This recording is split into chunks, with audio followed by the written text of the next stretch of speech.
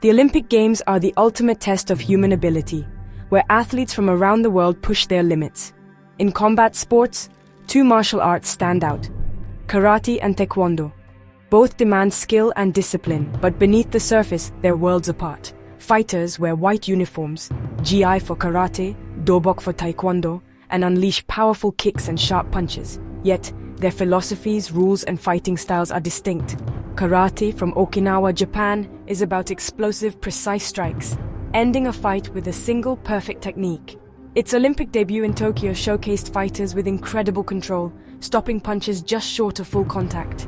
Taekwondo from Korea is the art of the foot, famous for high, spinning kicks and unmatched agility.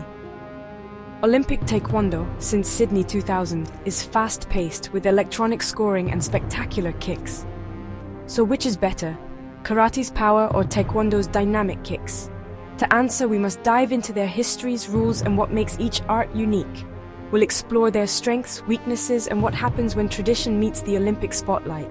This is the story of two martial arts, each with its own path to victory.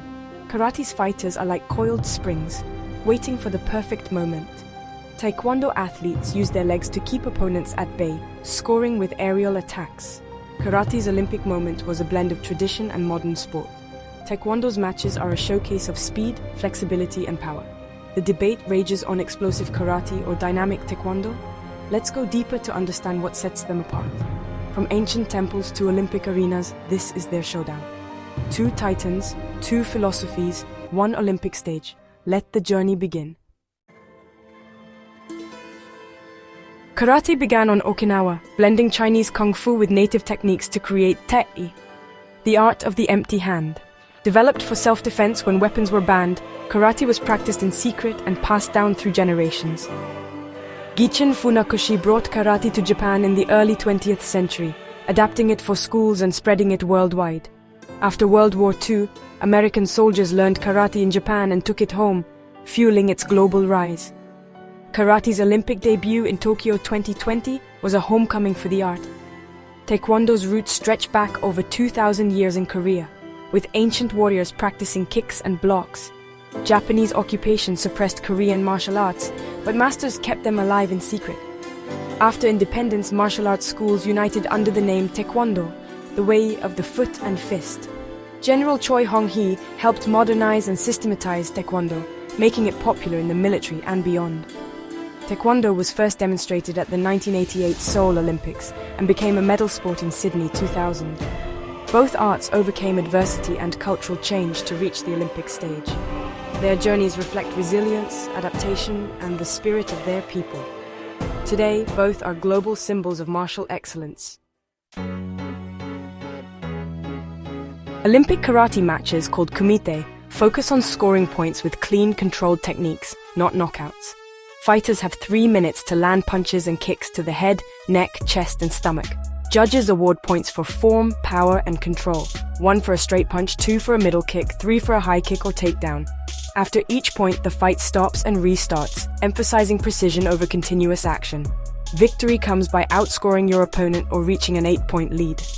In contrast, Olympic Taekwondo is all about contact and power, with fighters wearing electronic sensors.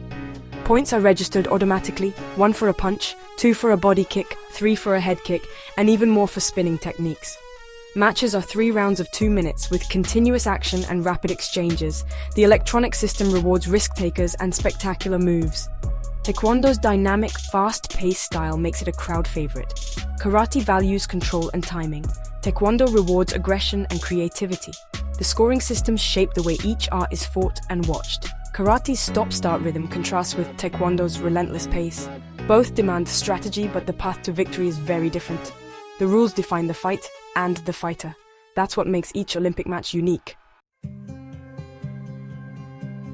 Karate's strength is explosive speed and efficiency. Maximum power delivered in a split second. Fighters use kaime, focusing all energy into a single decisive strike. Stable stances and rapid footwork let them close distance and attack before opponents can react. Karatekas excel at hand techniques, straight punches, hooks, and knife hands, making them dangerous up close. Their versatility in close quarters is a key advantage.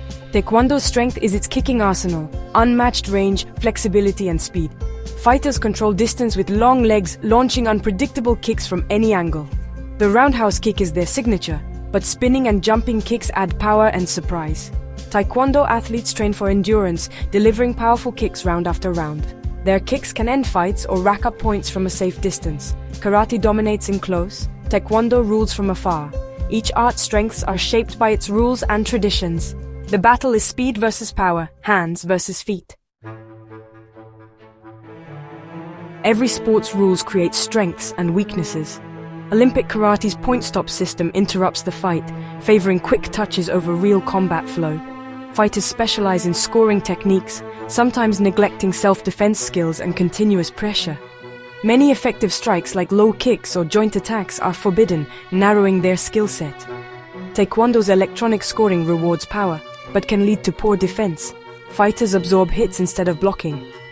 Hand techniques are often neglected, making many Taekwondo athletes one-dimensional. The quest for high-scoring kicks can make fighters predictable and vulnerable, especially with their tall sideways stance. Both arts, in Olympic form, sacrifice versatility for sport-specific success. The result, amazing athletes, but sometimes less rounded martial artists. In real combat, these sport habits can be liabilities. The rules protect athletes but also limit the art. Specialization is both a strength and a weakness. The Olympic spotlight reveals what's gained and what's lost. True mastery lies beyond the rules. Imagine a top Olympic karateka versus a top Taekwondo athlete. The outcome depends on the rules. Under karate rules, the karateka's speed and hand strikes would dominate, scoring quick points before Taekwondo kicks could land. Under Taekwondo rules, the Taekwondo fighter's range and kicking volume would overwhelm, racking up points while the karateka struggles to close the distance. But in a real fight, like MMA, both would be out of their element. The karateka's blitzes and low kicks could disrupt the Taekwondo stance, while the Taekwondo fighter's head kicks remain a constant threat. Adaptability would decide the winner. Can the karateka get inside, or can the Taekwondo athlete keep them at bay? Many MMA stars blend both styles, proving that versatility is key. Neither art alone guarantees victory outside their sport. The most complete fighter, one who adapts and learns, has the edge. The real battle is not art versus art, but athlete versus athlete. The rules shape the fight, but skill and adaptability decide it. In the end, it's about who can rise above their comfort zone. That's the true test of a champion. In the debate between karate and taekwondo, there's no clear winner. Both are Olympic proven, demanding discipline, respect, and relentless training. Karate is precision and explosive power, ending conflict with a single perfect move.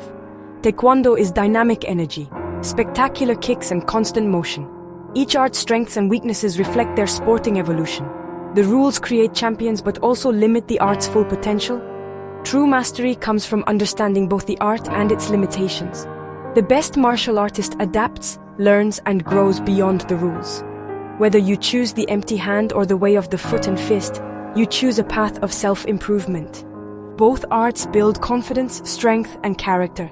The real victory isn't measured by points or medals, but by personal growth. That's the spirit of the martial arts and the Olympic dream.